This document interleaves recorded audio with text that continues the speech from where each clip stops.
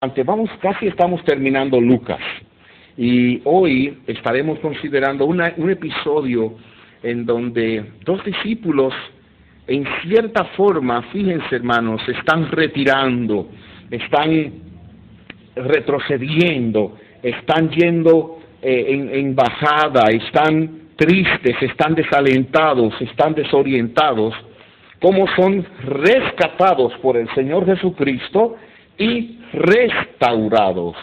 Son tres cosas, ¿verdad? Primero, cómo ellos están en retirada, luego cómo son rescatados y finalmente restaurados. Así que abran sus Biblias, por favor, en Lucas capítulo 24. Jesús restaura a sus discípulos. Jesús restaura a sus discípulos. En Lucas capítulo 24, vamos a leer los versículos que van desde el 13 hasta el 35. Lucas 24, del 13 al 35. Vamos a leer y luego oramos juntos. He aquí, el mismo día, dos de ellos, de los discípulos, iban a una aldea llamada Emaús, que estaba como a 11 kilómetros de Jerusalén. Iban hablando entre sí de todas aquellas cosas que habían acontecido.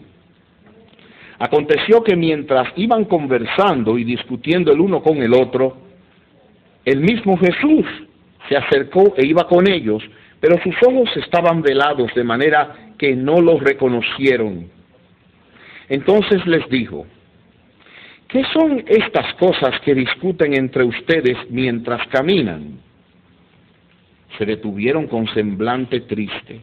Y respondiendo uno de ellos, que se llamaba Cleofás, le dijo: ¿eres tú el único forastero en Jerusalén que no sabe las cosas que han acontecido en estos días? Entonces él dijo: ¿qué cosas? Y ellos dijeron: de Jesús de Nazaret, que era un hombre profeta, poderoso en obras y en palabra delante de Dios y de todo el pueblo, y de cómo lo entregaron los principales sacerdotes y nuestros dirigentes para ser condenado a muerte, y de cómo lo crucificaron. Nosotros esperábamos que él fuera el que habría de redimir a Israel.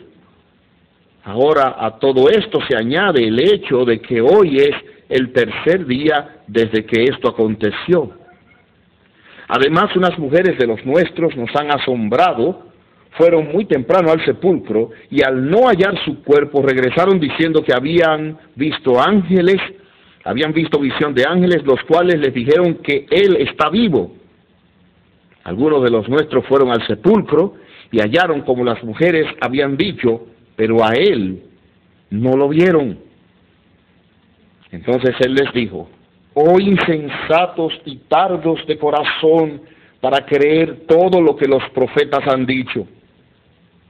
¿No era necesario que el Cristo padeciera estas cosas y que entrara en su gloria?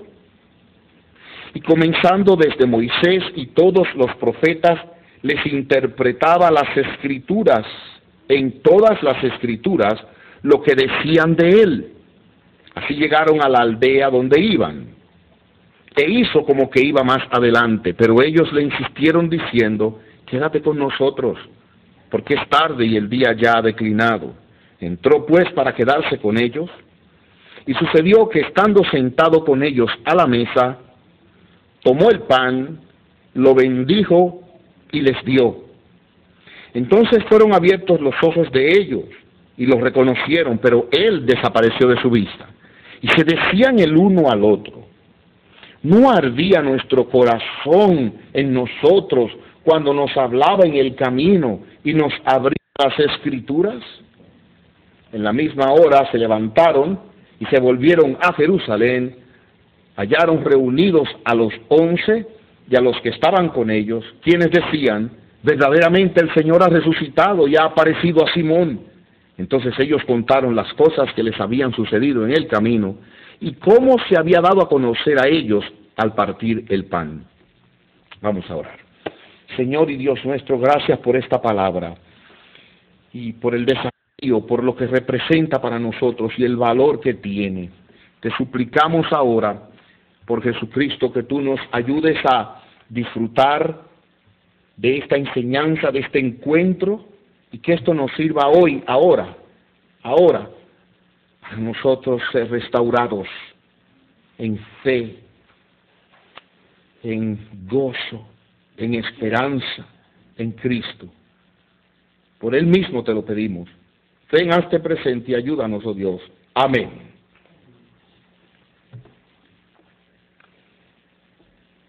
Estos discípulos, como cualquiera de nosotros, estaban experimentando los efectos de la batalla que viene desde Génesis, desde el inicio, desde el principio del mundo. La batalla entre la simiente de la mujer y la simiente de la serpiente, entre Cristo y Satanás. La batalla que en la cruz del Calvario se libró y se cumplió aquella profecía de Génesis 3:15, donde dice que la simiente de la mujer heriría en la cabeza una herida mortal a la simiente de la serpiente, que habría herido a Cristo Jesús en el calcañar, en su parte más baja. Algunos dicen en su humanidad. El punto aquí está en que esa batalla no ha cesado y continúa. Y esa batalla comenzó a pasar después de esto a los que son de Cristo, y por eso el pueblo de Israel sufrió, y por eso Jacob sufrió, y por eso David, y por eso la descendencia siempre ha estado bajo el ataque del diablo. Entienda esto: si usted es de Cristo, no piense que usted pisó el paraíso, usted entró a una batalla espiritual. Si usted es de Cristo, usted viene a ser ahora el objeto de guerra, el objeto de ataque del diablo y sus ángeles. Y todo lo que suene a Cristo ahora viene a ser motivo de burla y objeto de ataque, objeto de agresión. Por eso Pablo escribe en Efesios y dice que nos vistamos con la armadura de Dios. Porque entiéndame que se lo digo otra vez: si usted es de Cristo, va a estar bajo ataque continuamente. El diablo lo va a atacar por su punto más frágil y débil. Y va a ser una batalla donde somos heridos emocionalmente, físicamente, incluso espiritualmente. Esta semana estuve trabajando en Los Ángeles y allá el periódico tenía una noticia que, gracias a Dios, me fue compartida, de un autor llamado David Horowitz. Él escribió un libro llamado Dark Agenda, o Agenda Oscura. En español quizás es Agenda Oculta. Pero ¿saben cuál es el tema del libro? Oiga bien, este hombre habla de la guerra contra los cristianos en las cortes y en los medios de comunicación aquí en los Estados Unidos, cuya meta es destruir el cristianismo en América. Destruirlo. Y entre las cosas que él trata aquí, voy a mencionar solo algunas, porque no he leído el libro, hermanos, y yo no sé todo lo que dice, pero lo que hay aquí es muy interesante. Mañana pienso mandarlo a comprar, si no es que no me aguanto y lo compro hoy. Pero oiga qué dice: la real agenda del ateísmo, o el nuevo ateísmo, ahora usa la guerra que fue dedicada contra el Islam radical, comenzando el 9/11, ahora ataca al cristianismo. Por ejemplo, el Congreso está quitando toda mención de Dios del Capitolio y los centros de visita.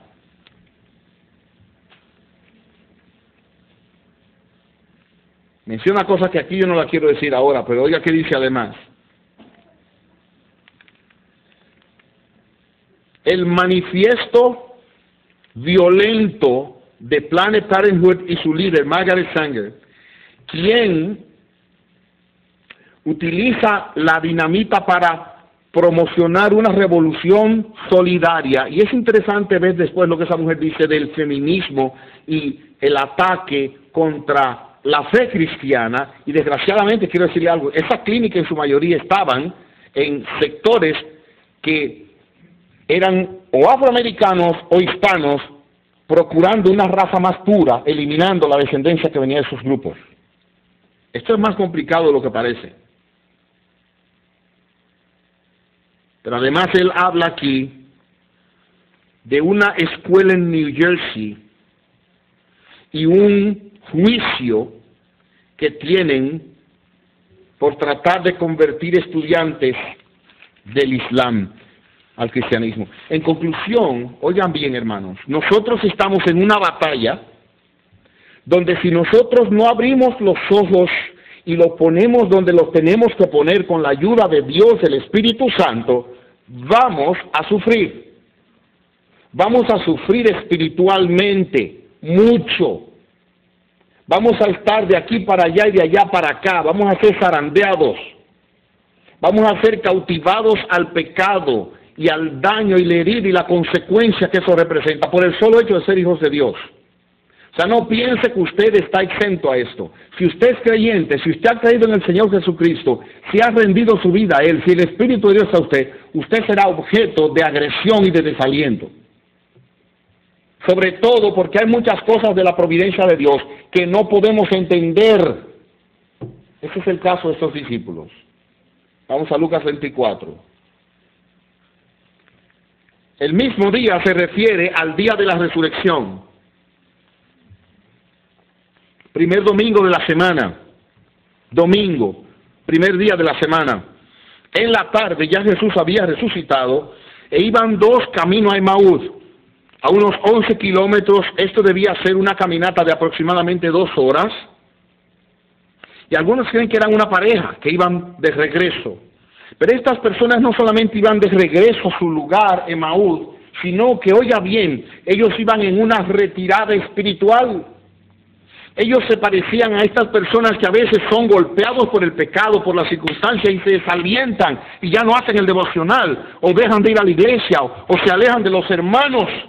Es una retirada, en una batalla. Las retiradas es cuando salen huyendo del punto de batalla. Ellos estaban en retirada aquí. Estaban desalentados, en retirada.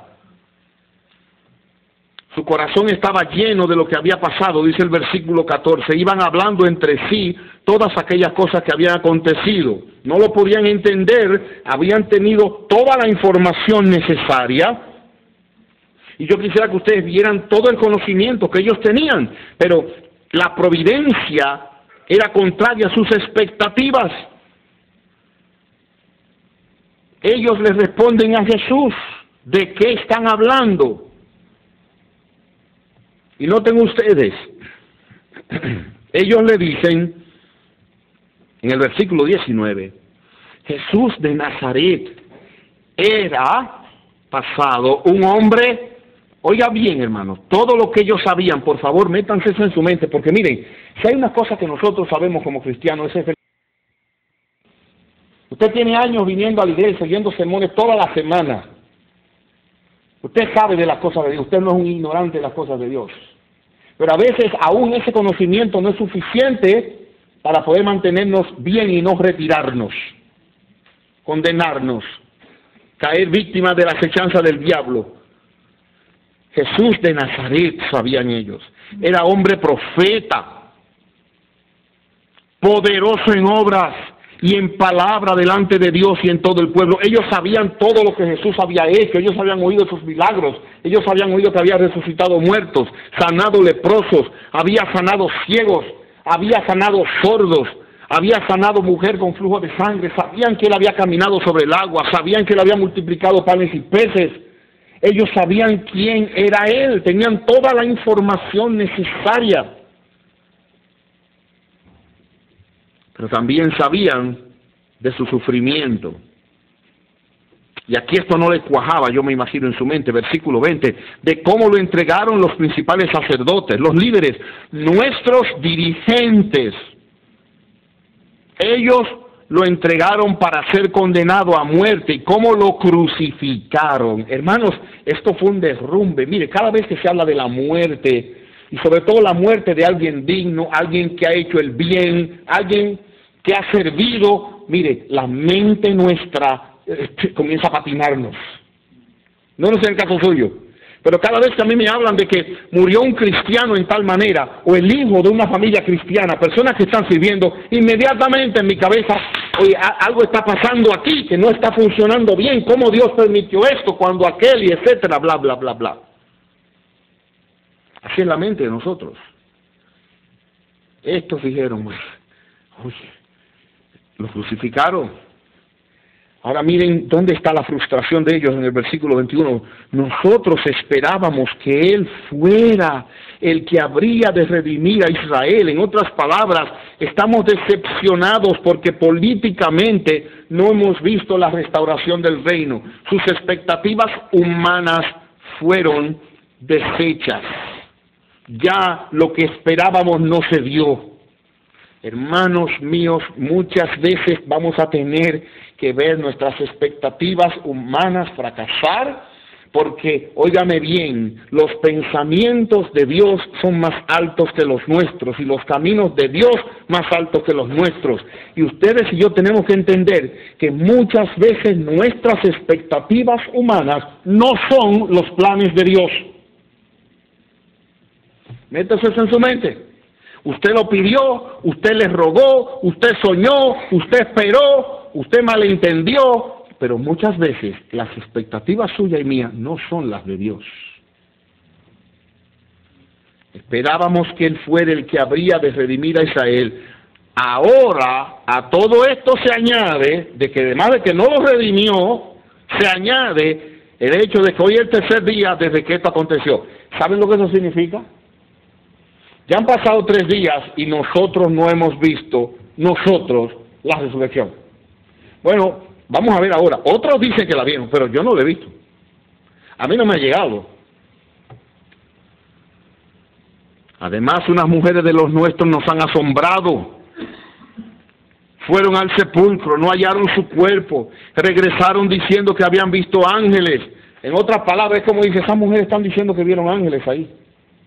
Pero ellos no creían en esto. Y los ángeles dijeron que estaba vivo. Además, algunos de los nuestros fueron al sepulcro, hallaron como las mujeres habían dicho, pero a él no lo recibieron, no lo vieron. Hermanos, déjenme decirle algo acá. Óigame bien.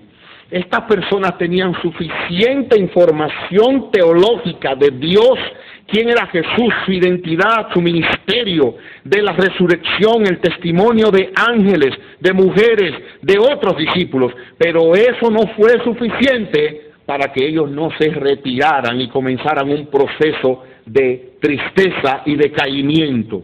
Miren cómo ellos estaban. Dice el versículo 17, estaban con semblante triste. Estaban tristes, estaban desalentados, iban de retirada. Hermanos amados, óigame otra vez, el conocimiento de la teología y de estas verdades por sí solo no levanta el alma. Mire, hay personas que se saben esta Biblia de tapa a tapa, le memorizan versículos aquí, allá, y están muertos espiritualmente, no tienen el gozo de la salvación, no tienen vida, están en retirada espiritual y saben mucho de Biblia, han leído mucho la Biblia. Estos tenían un buen conocimiento teológico, sólido, pero estaban en retirada. Lo primero que vemos aquí es una retirada de 2 verdaderos discípulos. Pero qué bueno que ahí no queda la historia, sino que el Señor mismo viene y los rescata. Gloria a Jesucristo.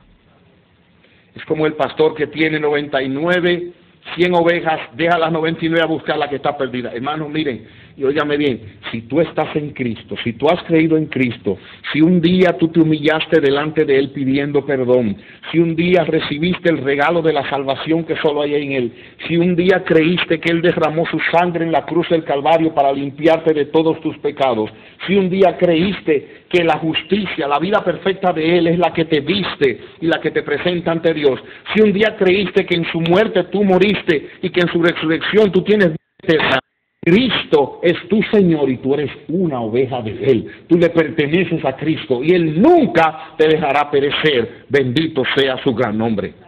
Nunca te dejará perecer. Nunca. Tú te puedes ir lejos como el hijo pródigo, sucio y sucia. Allá tu Salvador te rescatará. Bendito sea su gran nombre. Nadie las arrebatará de mi mano. Nadie las arrebatará de la mano de mi Padre. Jesús se acercó a ellos. Y el texto nos dice aquí que mientras iban conversando, Jesús se acercó, pero sus ojos estaban velados. Hermanos, he aquí que no sabemos de qué manera no se dieron cuenta. No podemos especular más allá de lo que dice la Escritura. No se dieron cuenta que era Jesús. Y Él les pone el tema. Él se mete en la conversación. Y hermanos, yo bendigo al Señor Jesucristo porque Él, óigame bien, Él no pide permiso.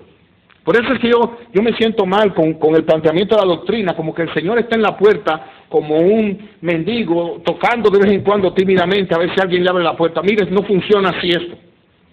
Dios actúa, Dios frustra, Dios rompe, Dios entra, como entra la luz, y Él se metió en la conversación.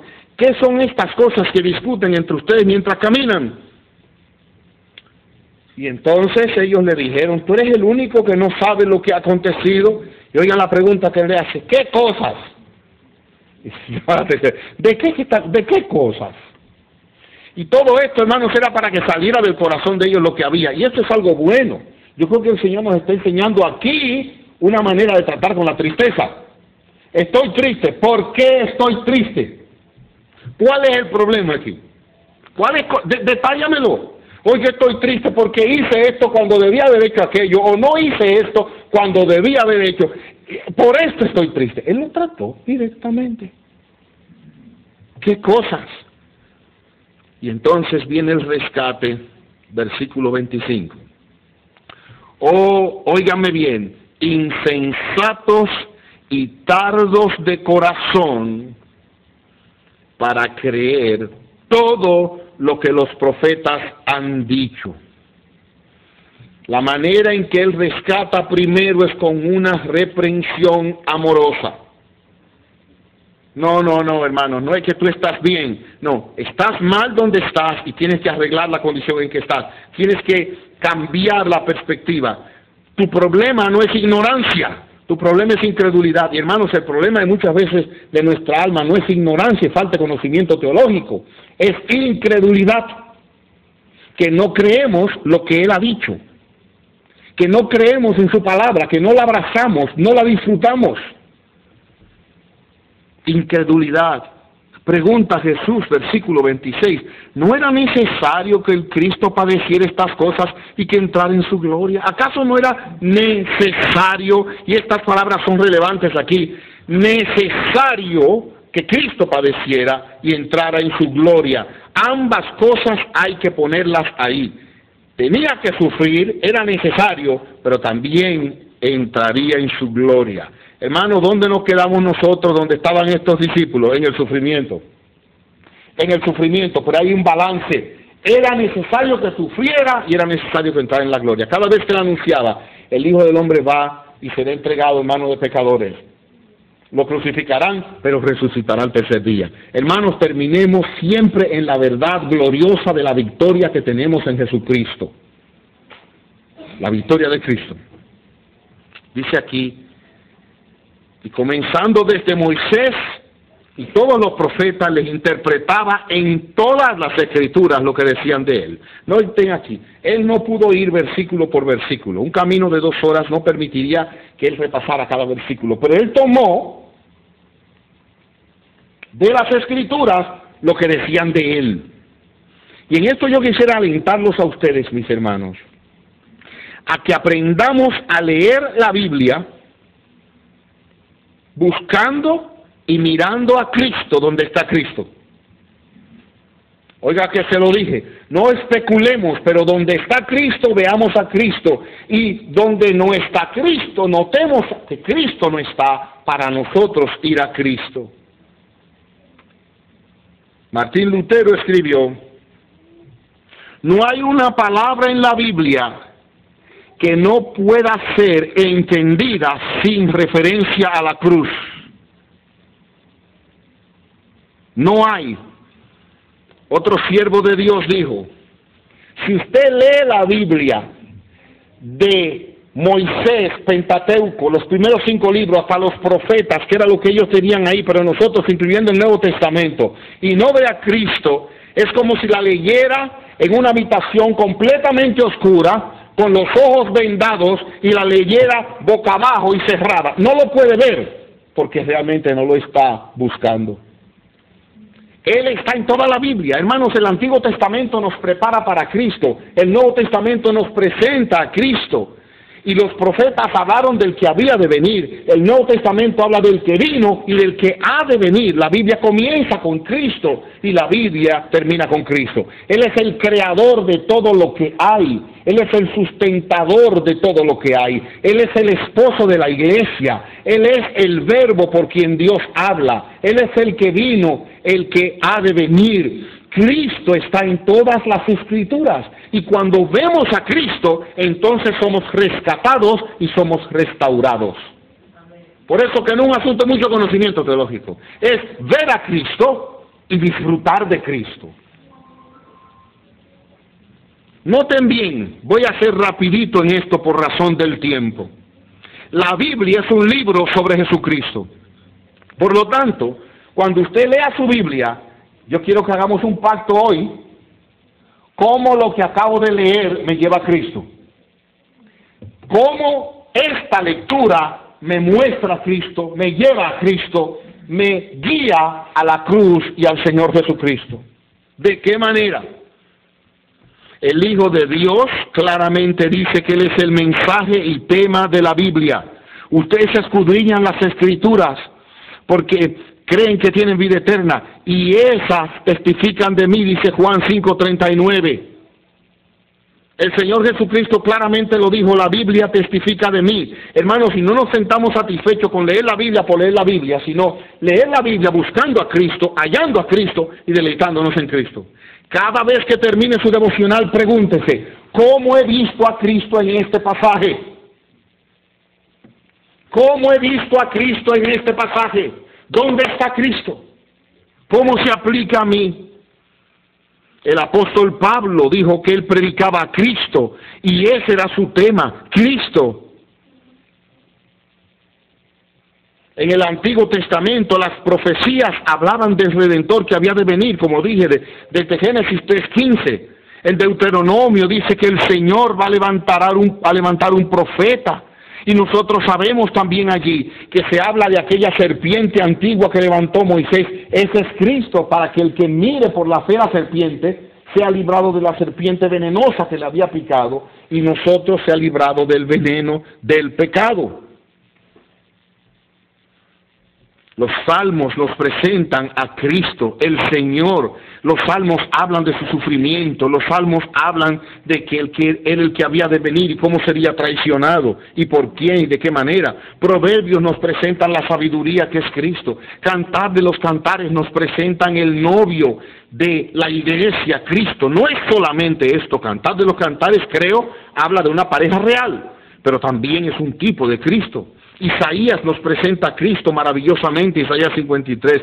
Miqueas nos presenta a Cristo y de dónde habría de nacer, en Belén. Zacarías nos presenta a Cristo, anunciando a los habitantes de Jerusalén. Y Malaquías también dice: aquí envío mi mensajero. Job también nos presenta a Cristo. Encontramos a Cristo tipificado en el Antiguo Testamento, en el arca de Noé. El único en quien los hombres tenían salvación era en el arca. Cristo es esto. En la Pascua, el Cordero sacrificado, aquel chivo expiatorio, aquel que era enviado al desierto con los pecados que los separaba de la gente, Cristo.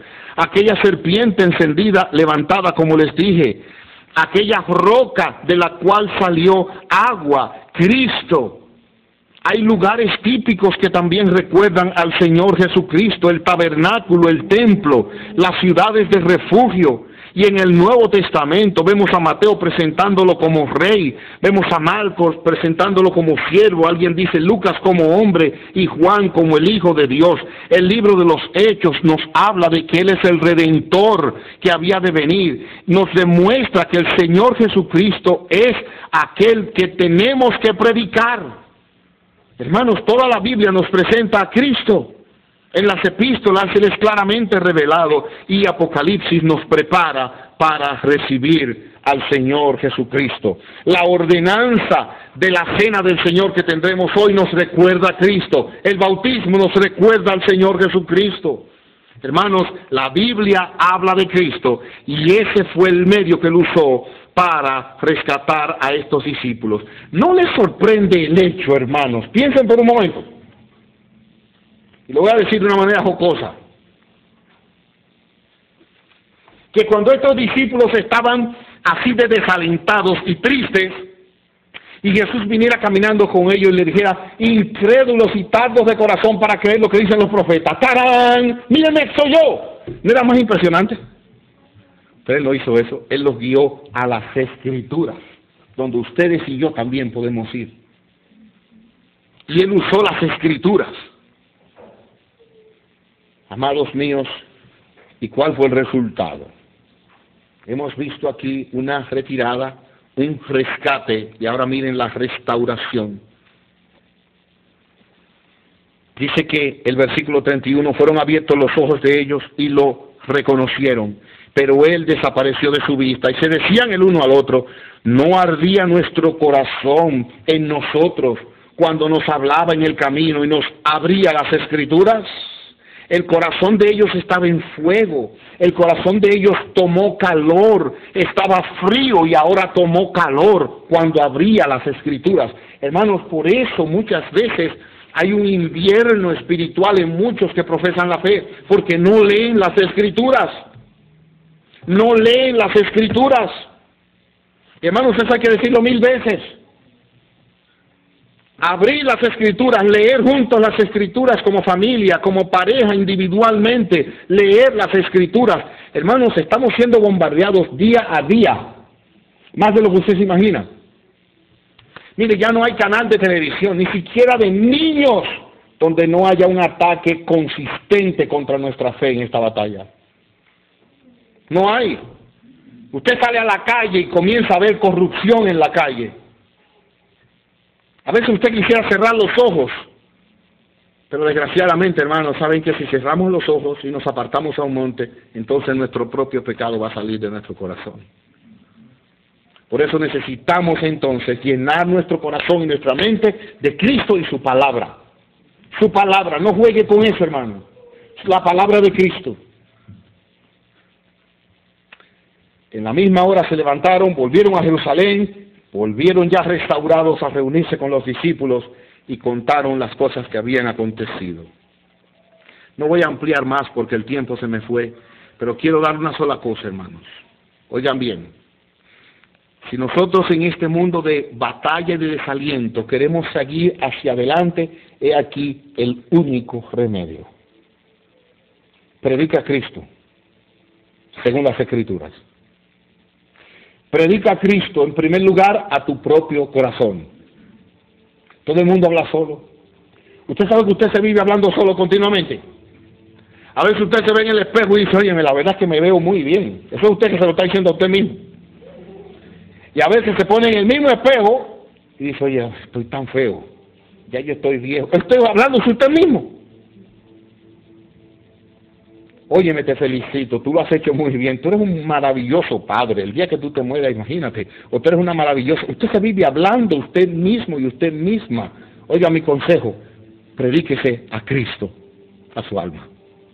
Tome la Escritura y háblese de Cristo, predíquese a Cristo, predíquese, Él murió por mí en la cruz, Él vivió una vida perfecta en mi lugar, por lo tanto, el día que yo esté ante el tribunal de Dios, el Padre que todo lo ve, me va a declarar justo y sin mancha por la vida de Cristo. Bendito sea su nombre.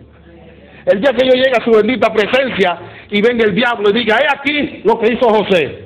Mira, a ese lo vi yo mirando, a ese lo vi yo bajando, a ese lo vi yo hablando, a ese yo lo vi entrando. Y después que el diablo presente todos los cargos, entonces el Señor dirá, pero por ese morí yo en la cruz, desnudo y me desangré. El castigo que Él merece, lo sufrí yo. Cristo sufrió por mí en la cruz del Calvario. Que yo no tengo que ser castigado. Él cogió los golpes. Él pasó la vergüenza. Predíquese eso diario, diario, diario. Además de eso, yo algún día voy a partir de aquí con los brazos de mi Señor. ¿Saben lo que pensaba yo ayer? La gente vive hablando de extraterrestres. ¿Han oído eso? A cada rato, extraterrestres. Pues ¿saben una cosa, hermano? Ya por fin me convencí de que sí existen extraterrestres. Sí. ¿Sabe qué significa extraterrestre? Que están fuera de la tierra, ¿verdad? El paraíso no es aquí.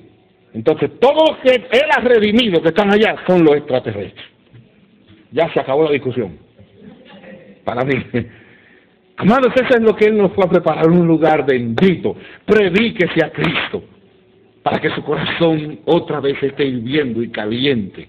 Pues, ¿usted cayó en pecado? Arrepiéntase, vaya donde Él. Señor, he pecado, ten misericordia de mí, límpiame de toda mi maldad, ayúdame. Predíquese a Cristo. Pero además de eso, predique a Cristo a otros, que Él es el soberano, en el que somos escogidos, el que murió, el que resucitó. Predique la fe en Cristo, la esperanza en Cristo. Predique que en Él, solamente en Él hay salvación. Que Dios nos ayude, hermanos amados, a vivir con corazones encendidos, llenos de Cristo. Nunca vuelva a leer su Biblia, jamás, sin buscar a Cristo y aplicar y terminar con Cristo. Vamos a orar. Oh Señor, qué bueno es decir estas cosas y disfrutarla y aplicarla. Bendito Salvador, te amamos Señor Jesucristo, te amamos con todo el corazón, te damos gracias por la redención que tenemos en ti.